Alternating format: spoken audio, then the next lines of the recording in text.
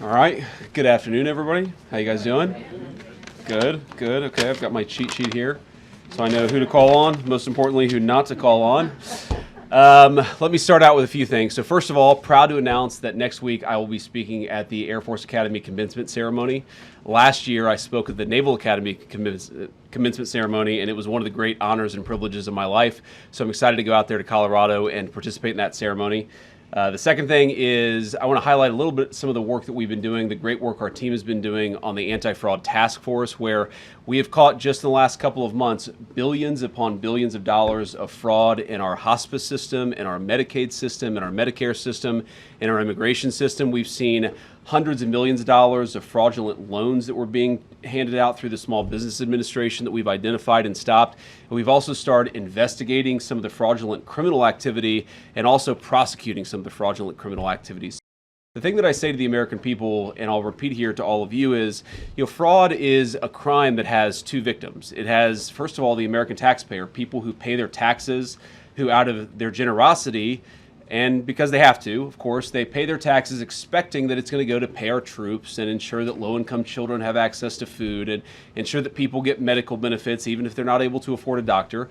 I think it's a great thing about our country is that we have this generosity of spirit where we take care of one another, but fraud takes that away from us because it steals money from the taxpayer when they pay their taxes, and it also steals money from innocent people who are meant to benefit from these programs but can't when the money runs dry because it's gone to fraudsters instead of the people who benefit from it or should benefit from it. So we're going to keep that work up. The President of the United States has been very clear that he wants us to focus on fraud. He wants us to prosecute the fraudsters, and he wants us to save the American people as much money as we possibly can. So we're going to keep at it. We're very proud of that work, and importantly, very proud of the team who've done an incredible job. And then finally, just to give an update on the Iran negotiation, the Iran situation, I just talked to the president very briefly before I came out here. It's actually a very simple proposition here. There are two options, two pathways we can go down when it comes to the Iran situation. So step back for a little bit. What the President of the United States has said is, number one, Iran can never have a nuclear weapon. And I think it's important for the American people and all of you to appreciate that when we say that, it's not just that Iran cannot have a nuclear weapon, it's what would happen if the Iranians did get a nuclear weapon. We know that a lot of nations all across the Gulf would then want their own nuclear weapon, and then a lot of nations all across the world. And what has been a very effective bright spot of American foreign policy really for the last 20 or so years would disappear overnight. If you have every country in the world scrambling to try to get a nuclear weapon, it would make us all much less safe. And Iran would really be the first domino and what would set off a nuclear arms race all over the world. That's very, very bad for the safety of our country. As the father of 3 young kids, I don't want them to inherit a world where 20 additional regimes, half of them very dangerous and very sympathetic to terrorists, have nuclear weapons. We want to keep the number of countries that have nuclear weapons small, and that's why Iran cannot have a nuclear weapon, on top of all the other things that we might be worried about, that they themselves could use it, that they could use it in leverage in economic control or economic negotiations. We just don't want them to have a nuclear weapon. Now, what we did here is that we effectively degraded their conventional military capability. That has been done. That has been successfully done. You could always do a little bit more, but where we are now is the president has asked us, has told us to aggressively negotiate with the Iranians. Why did I go to Islamabad, Pakistan? Why did I spend, I think, probably 22 hours on a plane going there, 24 hours coming back, and then 21 hours on the ground negotiating with the Iranians? Is because we wanted to show a sign of good faith. The Vice President of the United States is willing to cut a deal so long as the Iranians are willing to meet us again on that core issue of never having a nuclear weapon. We think that we've made a lot of progress. We think the Iranians want to make a deal. The President of the United States has asked us to negotiate in good faith, and that's exactly what we've done. So we're in a pretty good spot here, but there's an option B. And the option B is that we could restart the military campaign to continue to prosecute the case, to continue to try to achieve America's objectives. And we could talk a little bit about what that looks like, but that's not what the president wants, and I don't think it's what the Iranians want either. We have an opportunity here, I think, to reset the relationship that has existed between Iran and the United States for 47 years. That's what the president has asked us to do, and that's what we're going to keep on working at. But it takes two to tango. We are not going to have a deal that allows the Iranians to have a nuclear weapon. So as the president just told me, we're locked and loaded. We don't want to go down that pathway, but the president is willing and able to go down that pathway if we have to. So with that, I will say thank you all. It's cool to be here. I'm going to give a shout out, of course, to the person I am replacing today, Karoline Leavitt, who hopefully is at home enjoying some time with her beautiful kids. I told Karoline I would stand in for her today for the White House press briefing on the condition that when Usha has our baby in July, that she would be vice president for a couple weeks. So, thank you guys. And I actually want to start first with Nick from Breitbart. Nick, it's good to see you. Good to see you, Mr. Vice President. Thank you. Today we saw the president endorse Ken Paxton over John Cornyn in the Texas Senate race. Do you think that sends a message going forward for the next cycle to senators, considering running for re-election, or any MAGA-aligned potential candidates that are considering challenging them? Well, I'd say a couple things, Nick. First of all, I think the president's very gratified by the response that he's heard from the base and from a lot of voters, I think, who are passionate about Ken Paxton. We think Ken Paxton is going to be a great senator for the people of Texas, but most importantly, a great United States senator who can work on solving the problems that all of us confront as a country together. I've known John Cornyn for a long time, but unfortunately, when it really counted, Ken Paxton was there for the country, was there for the president, and that's why he ultimately earned the president's endorsement. He thinks he's going to be a better senator, thinks he's going to make a better candidate, and so I do think it sends a message, but really not just the endorsement, but one of the things the president has done very effectively, going back 10 years in his leadership of the Republican Party and the country as President of the United States, is he said, I want people who fight for the good.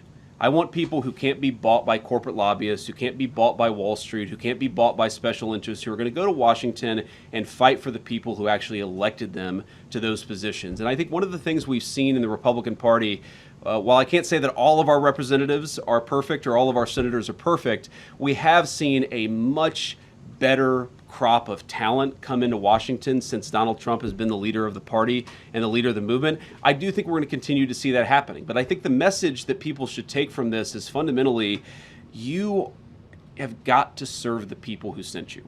And if you don't do that, you're going to find yourself out of step with voters or out of step with the President of the United States, and that's not a good place to be politically. Thank you. Yeah. Go ahead. Thank you very much. Just following up on what you just said, you said that the White House is negotiating with Iran in good faith. I think Americans tend to believe that, but what is it about the Iranian side that you personally have seen where you believe that they are negotiating with us in good faith? Well, first of all, I'd say it's a very complicated country, and it's a country that I wouldn't pretend that I understand even after as deep as I've been involved in this process from the very beginning. It's a great and proud civilization, amazing people. We obviously have a great Iranian American community here in the United States of America, smart people, very hardworking, and you see some of that in the negotiating team on the other side. You also see some very hardline positions in the negotiating team on the other side, and so I think you see that conflict, the fact that maybe the Iranians aren't themselves quite clear in what direction they want to go to. They also are just a fractured country. So you have the leadership of the country, there's the supreme leader, and then there are a lot of officials below the supreme leader that has some influence in the negotiation. It's not sometimes totally clear what the negotiating position of the team is. And I don't know if that's sometimes bad communication, if that's bad faith. I wouldn't pretend to venture a guess there, but I will say with confidence, it's sometimes hard to figure out exactly what it is that the Iranians want to accomplish out of the negotiation. So what we've done is tried to be as clear as possible. What are our red lines? What are the things that we're willing to be accommodating on? And what are the things that we absolutely must have? And as the president has said ad nauseum, and I think I've said it a lot too, Iran cannot have a nuclear weapon. We want to see not just the commitment to not have a nuclear weapon, but the commitment to work with us on a process to ensure that not just now, not just when Donald Trump is president, but years down the road that the Iranians are not rebuilding that nuclear capability. And that's what we're trying to accomplish in the negotiation. Sorry, you had a follow-up. Yeah, just for Americans at home, because this has been going on for several weeks now. I think what people just want to know is, do you personally believe that the Iranians will come to a deal? Because we keep seeing this over and over again where they go back and forth. Do I personally believe it? The honest answer is, how could I possibly know, right? And you negotiate with people, and sometimes you feel like you're making progress, and sometimes you feel like you're not making progress.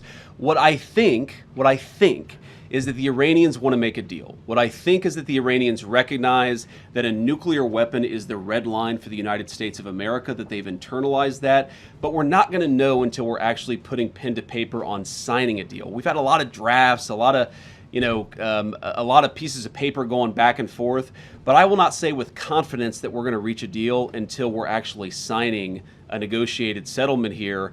And I think that it's ultimately up to the Iranians whether they're willing to meet us, because I think we're certainly doing a good job and we're certainly negotiating in good faith. We're going to have to see what ultimately happens with them. I can't say with confidence because I don't know what's in the mind of the other side. John? Mr. Vice President, thank you. I want to ask you about that $1.8 billion fund set up, weaponization fund as it's being called. Why should taxpayers be paying to settle a $10 billion lawsuit that was brought by the President of the United States? And should people that attacked the Capitol building and assaulted police officers, should they be eligible, should they receive money? Should they receive money from this fund? Well, let me say a couple things about that. First, John, I think in some ways the media has misrepresented what this is actually about. This is about compensating Americans for the lawfare that we saw under the last administration. And by the way, anybody can apply for it. Republicans can apply for it. Democrats can apply for it. As you know, the President of the United States has pardoned a number of Democrats who he felt were actually subject to this lawfare. I mean, if Hunter Biden wants to apply for this particular fund, he is welcome to. It's going to go through a normal process where we vet everything, where we try to identify whether people's claims are actually legitimate. But here's the question. When you say, why should taxpayers fund this? Whenever the United States government incurs legal expenses, it pays out those legal expenses. When it's settling a lawsuit, it pays out money to settle that lawsuit. And the question is a dollar of this money going to the Trump administration? No. Is a dollar of this money going to Donald Trump personally? No. Is a dollar of this money going to Donald Trump's family? No. The people that would get the money are people, some of whom have been prosecuted completely disproportionate to any crime they've ever committed. Like, let's just take a couple of examples. Tina Peters is this woman who is about to get out of prison, thanks in large part to the president's good work in Colorado. This is a woman who, at worst, if you believe everything that the prosecutors said about her, committed misdemeanor trespassing, and somebody threw the book at her, this innocent grandmother was going to spend 10 years in prison, completely disproportionate to any misdemeanor trespassing that I've ever seen. Was that fair? No. Is it reasonable for her to get some compensation for the fact that she was treated unfairly? I think the answer is yes, and I think that what we're going to see, hopefully, is the entire country, led by this Department of Justice, turning the page on the lawfare. What I would like to propose, and I think the Democrats, hopefully they're willing to meet us halfway here. I won't hold my breath. But what I would propose is something very simple. That if you are willing to turn the page on Joe Biden's lawfare, why don't we prosecute people? Very simple principle. Why don't we prosecute people who violate the law? Let's not prosecute people because they said the wrong thing or because they had the wrong political candidate or because they had the wrong viewpoint. And I think part of turning the page on that is to actually ensure the real victims of that lawfare receive some compensation. That's what this fund is going to be targeted at. And again, there's going to be a process to ensure that that money is only given to people who have actually, I hate to say earned it, but the people who actually were really mistreated by the previous administration and Department of Justice.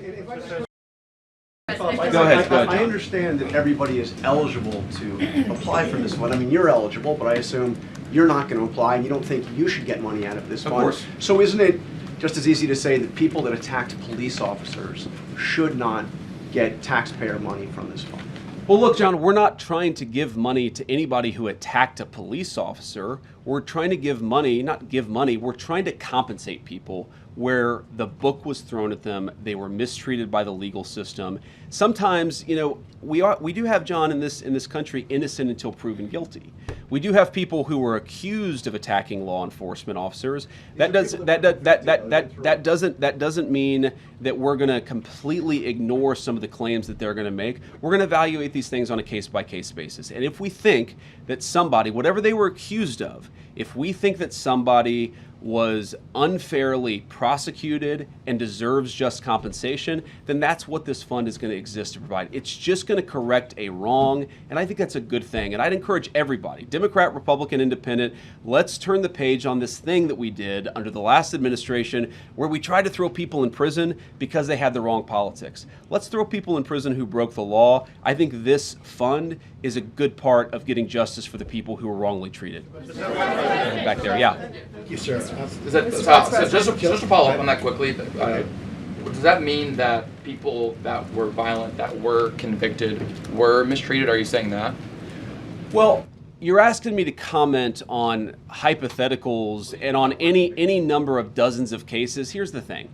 We're going to look at everything case by case. As you know, every single case has its own details. Every single case has, you know, there are things about it that maybe don't meet the eye. We're just going to look at every case by case. That's all I'm saying. I'm not committing to giving anybody money or committing to giving no one money. What I'm committing to is a legal process to review these claims and to make sure that people who are mistreated by their government get a little bit of compensation because of it. Go ahead. Thank you, Yeah. Mr. Vice President. Yes, sir. I realize that the pointer finger is not as precise as I thought it was. The guy in, sorry, I have this cheat sheet, but the problem with being 41 years old is I'm blinder than I was a few years ago. So we'll say blue blazer, blue tie. Yeah. Mr. Vice President, I'd like to ask a quick follow-up on Iran, but first I'd like to ask you about fentanyl. Fentanyl sourced largely from China killed about 403,000 Americans over the past 7 years, according to CDC data. That's one in every 850 Americans who died. White House Counterterrorism Director Sebastian Gorka said last week that China's exports amounted to the targeted killing of Americans and war by other means. Do you agree with that assessment? And what is the Trump administration doing to punish and deter China, especially since the Supreme Court struck down the fentanyl tariffs? So go ahead and ask the second question, because I'll try to take each question and then I'll try to answer them and then we'll go on. And if you ask two questions, I can only guarantee that I'll answer one.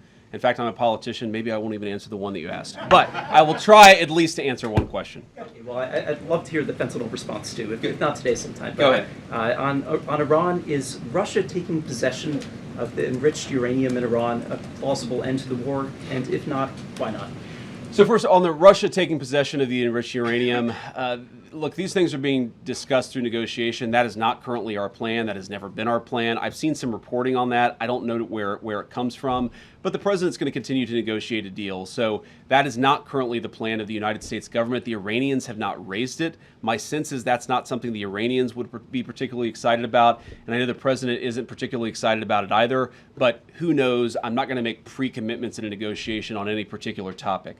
On the question of fentanyl, a lot of people have died from fentanyl, absolutely. A lot of it has come from mainland China. We're certainly aware of that. But here's what I'll say. First of all, we've made incredible strides under Donald Trump's leadership to cut down on fentanyl deaths. If you look at the number of people who died in 2026, it's going to be lower than the number who died in 2025, which is way lower than the number who died in 2024. This is one of the things that I think all Americans, we should be celebrating, and I'm certainly proud of the president's leadership for making this possible. We ran, if you remember, in November of 2024 on a very simple idea that a lot of fentanyl came from East Asia, it was smuggled into Central and South America, and then the cartels would bring it into our country, and a lot of our people would get poisoned and killed because of it. We said if you got control of the southern border, we would see a substantial reduction in the number of people who died from fentanyl overdoses in the United States of America, and that is exactly what's happened. Now, yes, the president has raised this with President Xi any number of times. I know it came up during the meeting that they had in China just last week, but it's come up in any number of phone calls, and our sense is that President Xi has been willing to work with us on this, and obviously we want to continue to ensure that the Chinese work with us as much as possible because we don't want our people to be poisoned. So we'll keep working on that issue with the Chinese. There's been, I think, a big amount of progress that's been made, but of course we can make a lot more progress, and we're certainly going to be committed to doing exactly that. Right. Yeah. White jacket, sorry. Oh, hey, yeah, Natalie with Washington Natalie, Post. thank you. Yeah, thank you, Mr. Vice President. Does the government need to create a new mandatory review process for new AI models, given the concerns about mythos? And secondly, in a few days, Pope Leo is going to release his encyclical on artificial intelligence.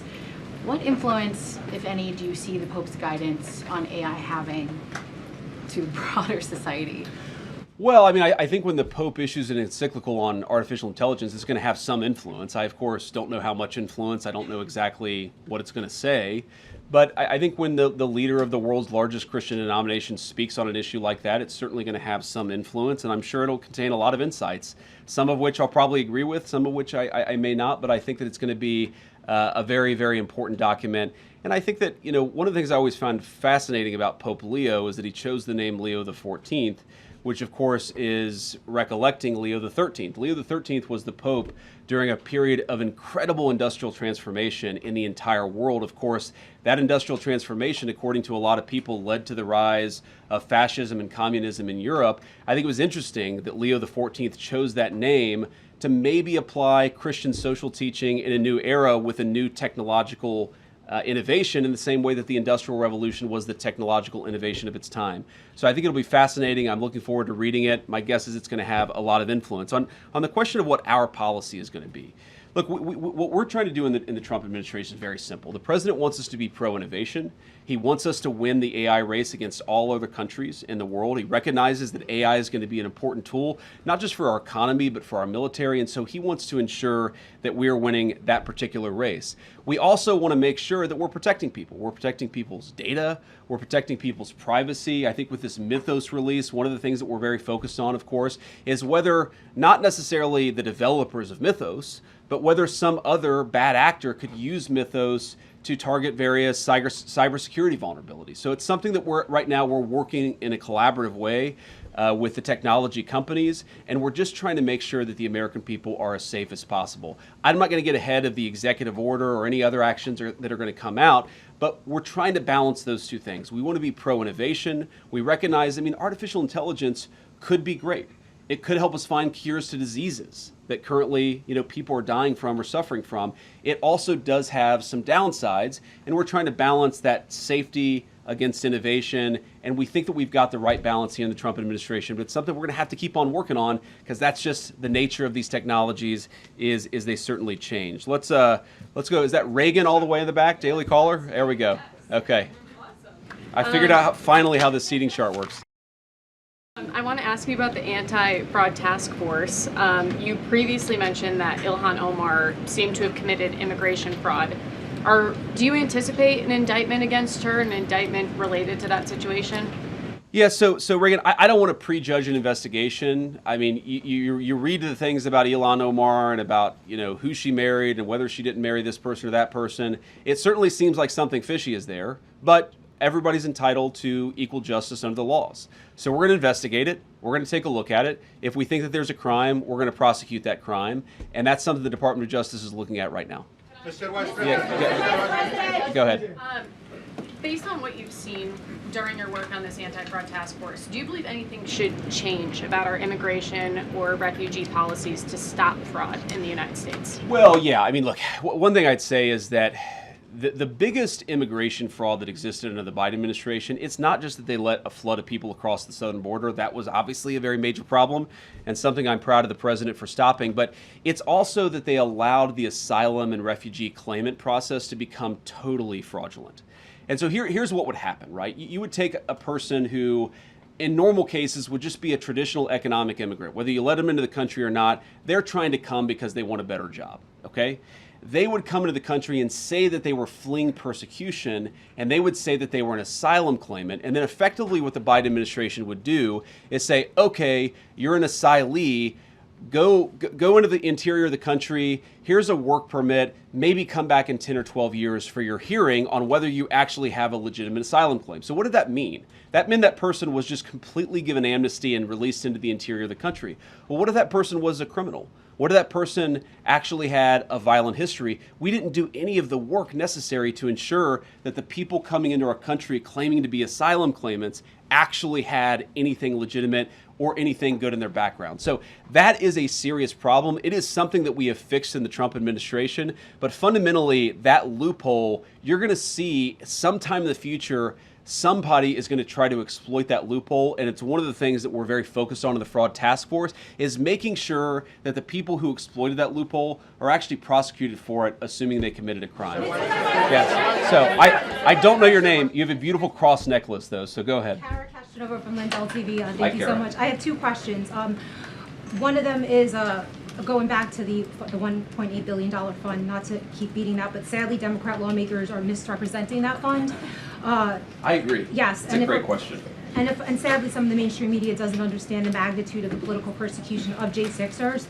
So if a violent offender like a J6er was still over-sentenced and mistreated, literally some of them were sentenced to 24 years in prison, put on unconstitutional pre-trial detention, literally tortured in cages, wouldn't that person still be able to apply for the fund because of due process? This is why we say, just to answer that very briefly, this is why we say we have to evaluate this thing case by case, right? We don't in the United States say that everybody who's accused of a crime is automatically guilty in a court of public opinion. You've got to actually look at this stuff and figure out what were they accused of. Maybe they did something bad even, but what they were accused of was way worse of what they actually did. Maybe they had their entire lives ruined in a totally disproportionate way. That's fundamentally illegitimate and political. And I find, just Carol, on this point, one of the interesting things about the American media is there is a fascination. If you go to any American law school, there are these, prisoner rights clinic. There are people who objectively committed heinous crimes, but the American media and the American Legal Academy has decided that even though they committed bad crimes, their sentence was disproportionate, they were mistreated in some way. You know who never ever gets an ounce of sympathy when it comes to that disproportionate sentencing is people who voted for Donald Trump and participated in the January 6th protest. Go to your second question. About Pete Davidson, he made a horrific, obscene joke about the murder of your friend Charlie Kirk. What does this still say about where our political divisions have gone, and what are you specifically doing to bridge the divide, especially as a potential future president? Well, sorry, who was it that said something? Davidson made a really obscene joke about Charlie Kirk. So what are you doing as a potential future candidate or president to bridge the divide? Well, first of all, I'm not a potential future candidate. I'm a vice president, and I really like my job, and I'm going to try to do as good of a job as I can. But let me just say this. So you talked about Pete Davidson, who said something bad about Charlie Kirk. Look, Charlie was a very, very dear friend, but more importantly than that, Charlie was a father of two beautiful kids, and he did not deserve to have all of those moments with his kids, all of those moments with his beautiful wife taken from him in the way that happened.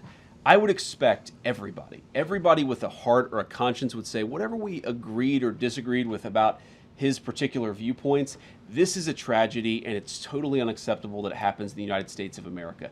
To their credit, a lot of the reporters in this room, even though I don't agree with their politics, they were open about the fact that what happened to Charlie was disgusting and it shouldn't happen in a civilized country. You talk about bridging the divide. I mean, one thing that happened that hits, not quite literally close to home, but there was a very terrible shooting that happened today at a Muslim community center. It seems like 3 people are dead, plus the shooters.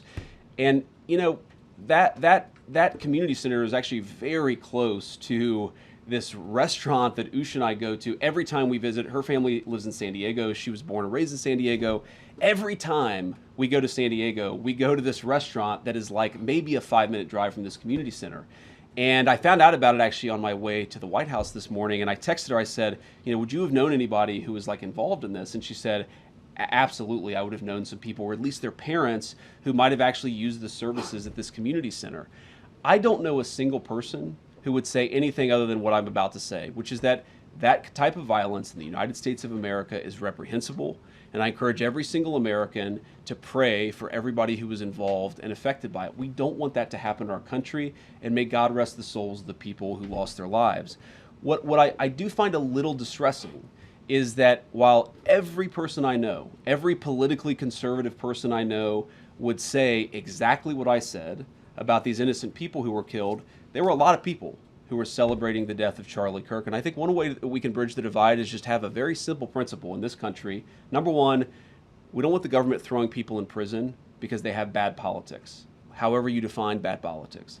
Number two, and way more importantly, political violence wherever it comes from, is unacceptable in the United States of America. Let's talk with one another, not shoot each other when we disagree. I think that's the principle that everybody in this room agrees with. It's certainly the principle the President of the United States agrees with. Okay. All right.